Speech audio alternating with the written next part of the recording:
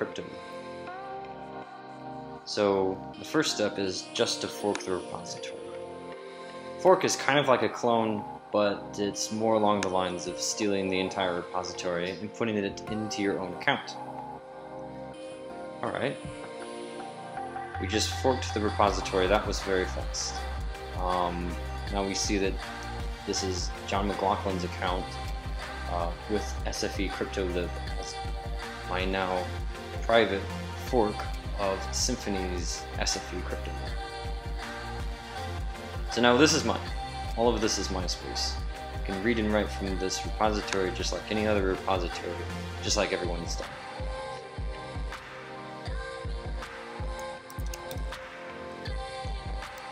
Let's try that again.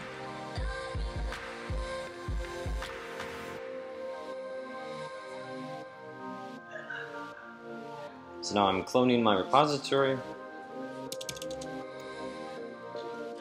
Let's go check it out. CryptoLib. You can do a git branch -vb.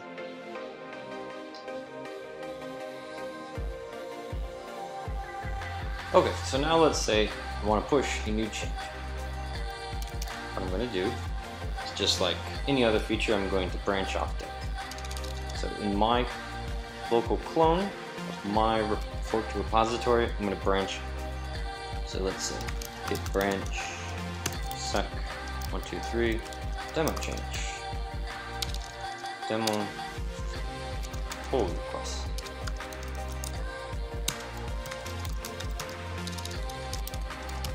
Let's jump on this.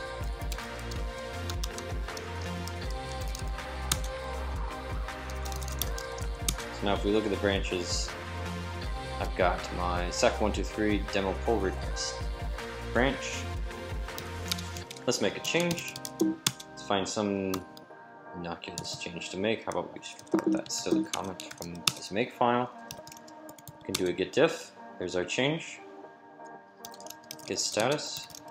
If I'm ready, I'm going to commit everything -a sec123. Simple change for a quick demo on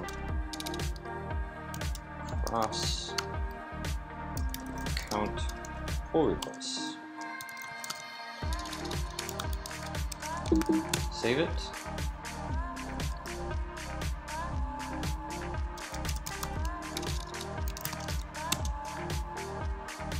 So there we go.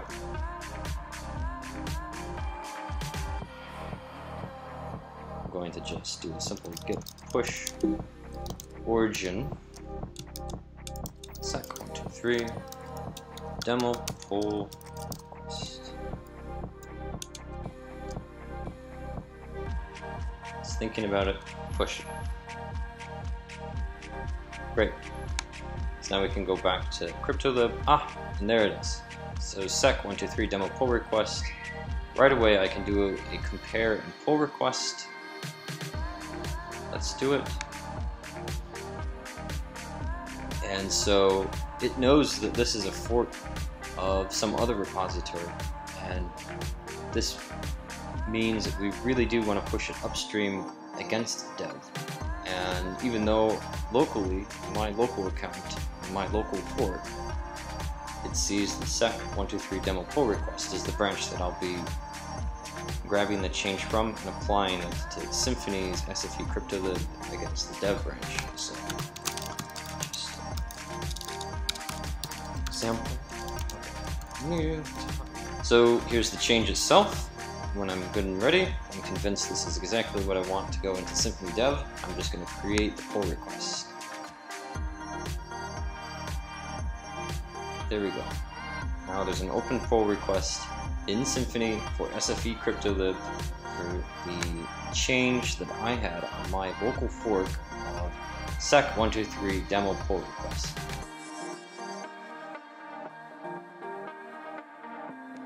And so now folks can come in, make comments, blah blah blah, whatever. And as soon as it looks good, a pull acceptor can come in and merge the pull request. Confirm the merge. Great. Now we've just changed Symfony's dev of SFE CryptoLib with this new change.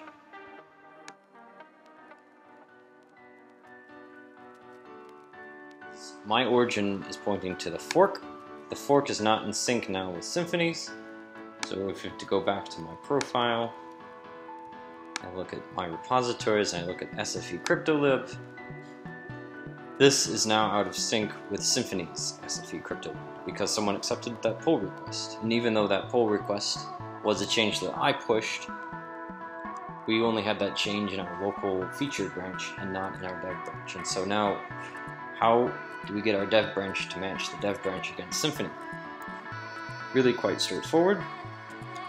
Google it. How do I get fork repository sync string? Fork repository to sync. Syncing via a fork. Syncing a fork. Right. So essentially, all this is going to give us the details for is how to set the upstream.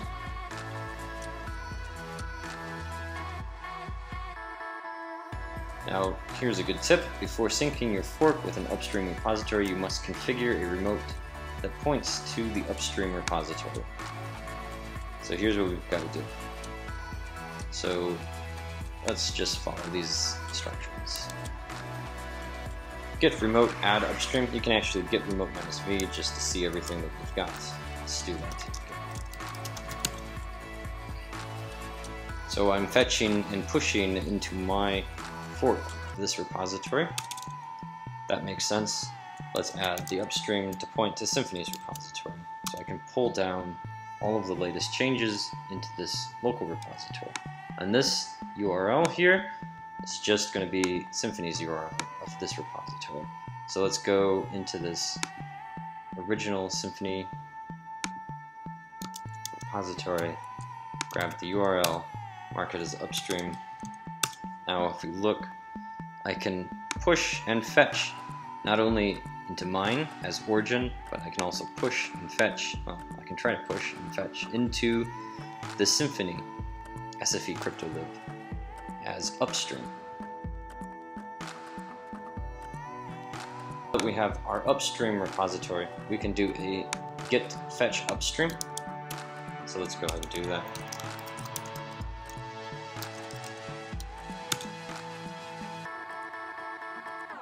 And so now what we were doing is we were talking about this Symfony remote and fetching all of this information that was not on the fork. And so now we're in sync.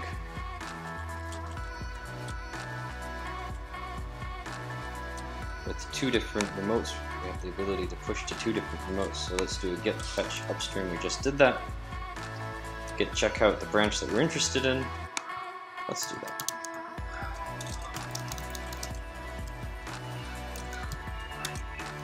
Okay, we're already dead.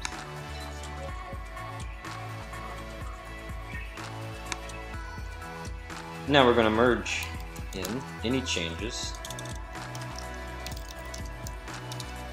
upstream against dev into this branch. Alright, and we see one change came in. We can do a git log. And there it is. There's the change that we had pushed from our fork into Symfony's dev branch. And now it is in our local dev branch as well. So here, let's go back to my profile. Repositories. My fork of Symfony's SFE CryptoLib. Here, this branch is 2 commits behind Symfony OSF dev.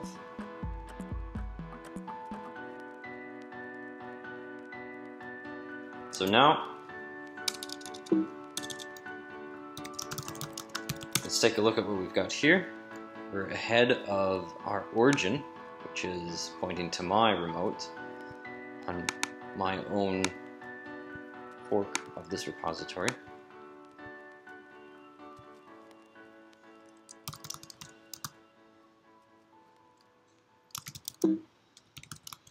And since this is my fork, I can do whatever I want to it, including directly update the dev branch.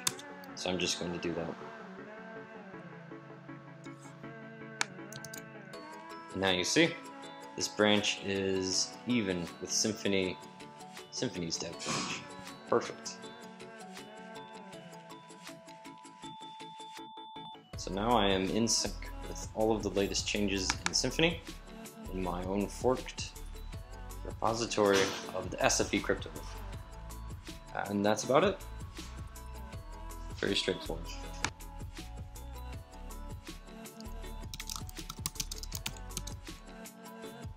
Permission denied. Oh,